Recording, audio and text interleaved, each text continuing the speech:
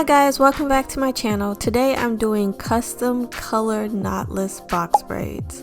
I'm using these 4 colors in order to create a brand new color that I'm going to use for the style today.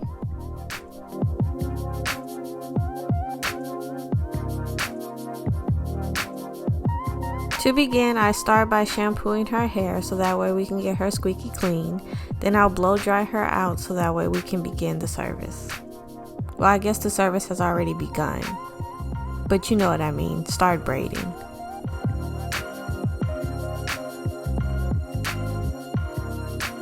I don't always offer a shampoo with all my services. You can add it on, but it's not directly offered because some people actually like to come already shampooed and like to just get this style done and get on their way. But other people like to have the whole salon experience from the shampoo to the finished look.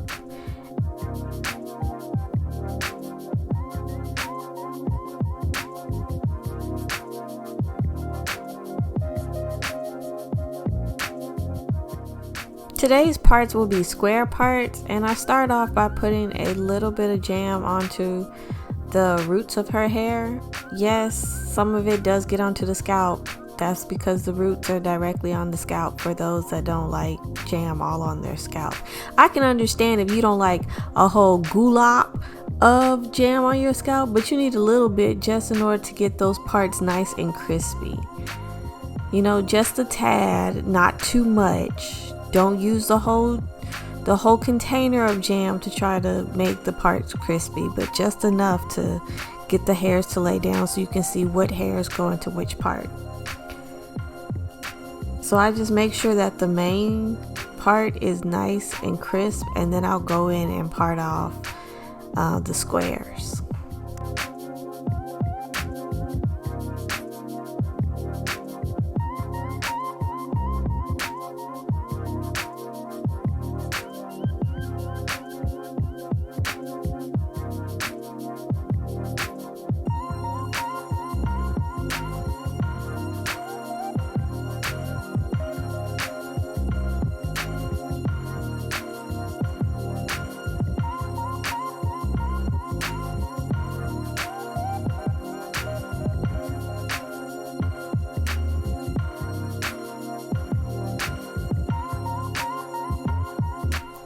When parting for squares, you want to make sure you do a brick layer.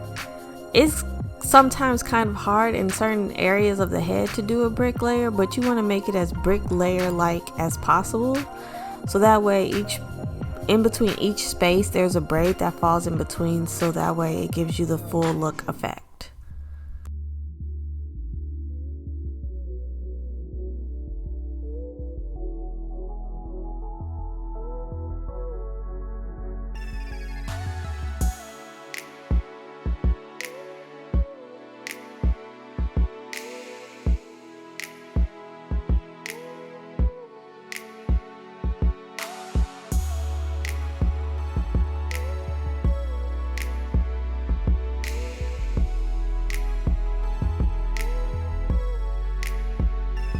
To start the braid, you want to add some jam, comb it on through so that way it hits all the strands of hair, and then section it off into 3 parts and then begin braiding. And you're going to I add about 3, maybe 4 pieces of hair depending on how thickly I've separated the hair out. I'll add 3 to 4 pieces to each braid just so I can keep a good consistent size to the braids.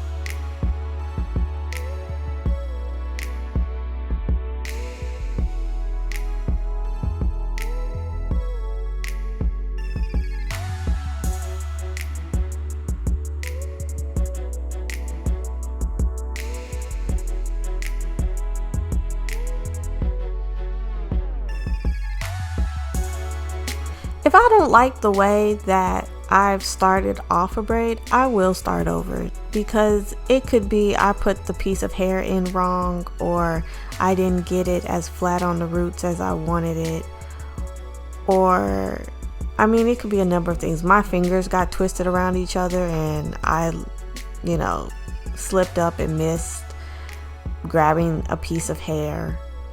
Anything could happen, but always start over because you want the braids to be perfect.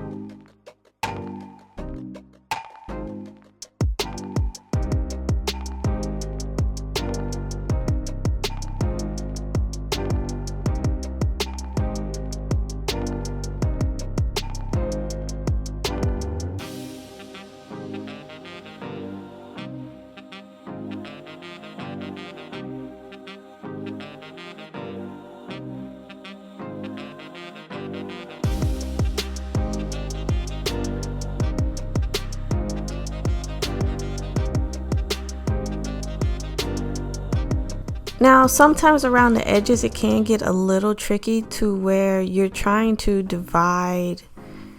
part out your squares, and you're like, okay, I'm gonna fit 3 spaces here for this example. But here I realized that first braid that I just clipped off was going to be like a very fine piece of hair. So I had decided that I was just going to make this section 2 parts or 2 braids rather than 3, because I don't want to pull her hair out. So I rather slick back her edges to the braids versus trying to braid her edges and risk her losing a braid because I've put too much hair and too much tension onto the edges of her hair. I don't like doing that, so I rather have slightly bigger parts than to risk her losing hair.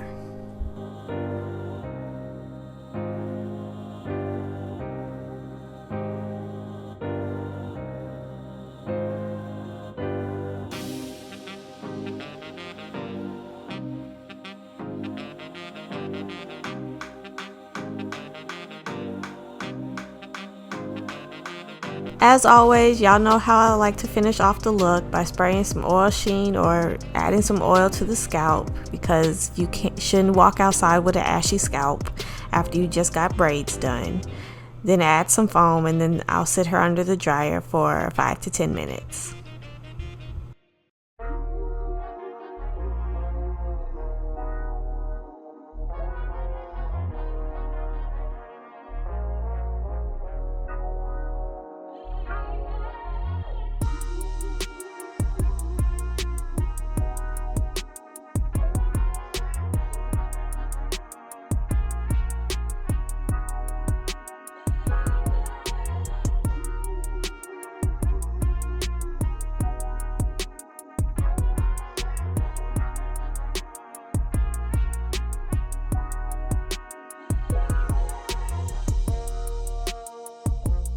I use thinning shears to cut off the little raggedy ends, so that way the ends look more put together and finished, versus just letting them all be a bunch of different lengths and all really thin and can get tangled up and messed up. I'd rather thin them out and make the braids last, the ends of the braids last longer, versus just letting them be.